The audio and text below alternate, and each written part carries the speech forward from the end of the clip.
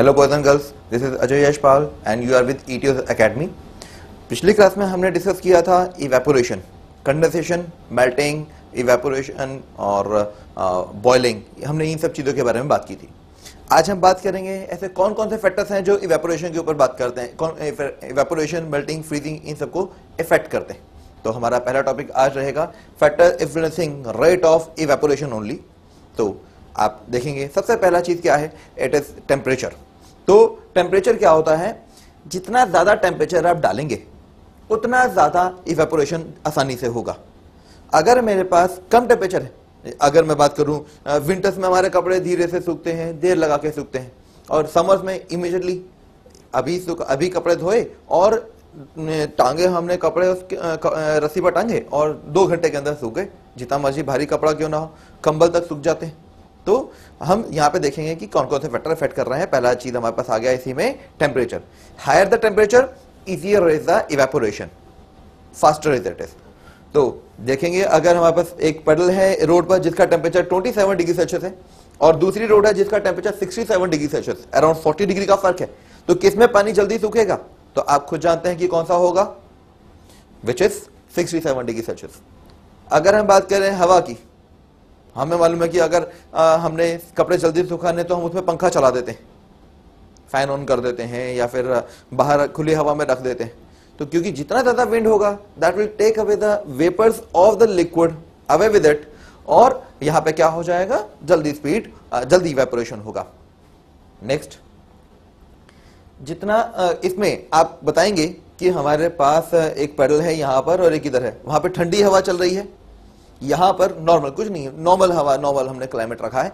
तो किस केस में हमारे पास पैडल जल्दी इवेपोरेट होगा?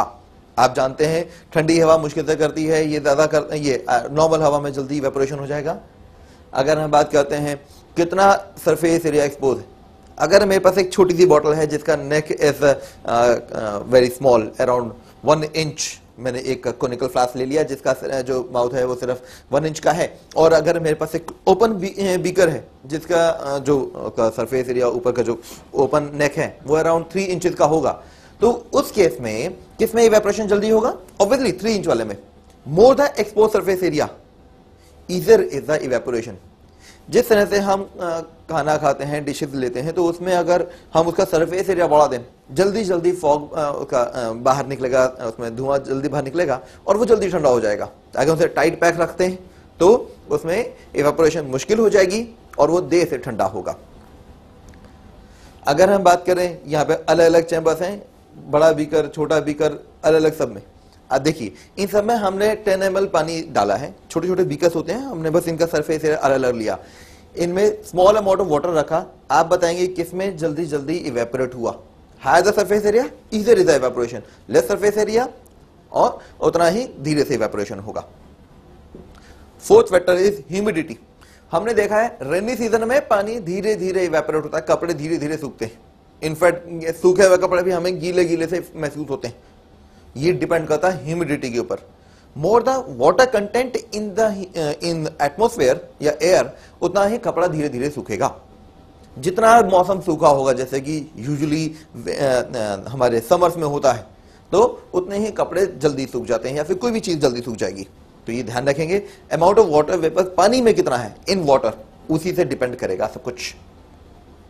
अब आपके ऊपर क्वेश्चन है, आप खुद देखेंगे कि आपके पास जो कपड़े हैं, लॉन्ड्री है हमारे पास, हमने उसको रस्सी पे टांग दिया, तो कौन से क्लाइमेट में जल्दी कपड़ा सूखेगा? जैसे कि हमने उसको लेकर रेगिस्तान में ले गए, डेजर्ट में ले गए, वहां पे ह्यूमिडिटी बहुत कम होती है। मैंने 30% तो मैंने लिख दिया है, लेकिन और कम होता है इनफैक्ट। सो इसमें हमारे पास क्या होगा, क्या कपड़े जल्दी सूखेंगे? नॉर्मल डे में अगर हम बात करें, वहां पे नॉर्मल हमारे पास 60-70% ह्यूमिडिटी होती है। अगर हम बात करें रेनी सीजन में, अबाउट टू बी 100%, सूखे कपड़ा भी हमें गीले लगते हैं, क्या इसमें कपड़ा जल्दी सूखेगा? या फिर ट्रॉपिकल जगह पे चले गए जहां पर जैसे कि कोई ओशन हो गया, कोई साथ में वाटर बॉडीज हो गई, पॉन्ड्स हो गए, तो वहां पर क्या होगा? वहां पे 100% ह्यूमिडिटी नहीं है, थोड़ी सी कम है। इनमें से आप बताएंगे सबसे आसानी से कपड़ा किसमें सूखेगा, सबसे मुश्किल से किसमें सूखेगा? आप जानते हैं इसका जवाब।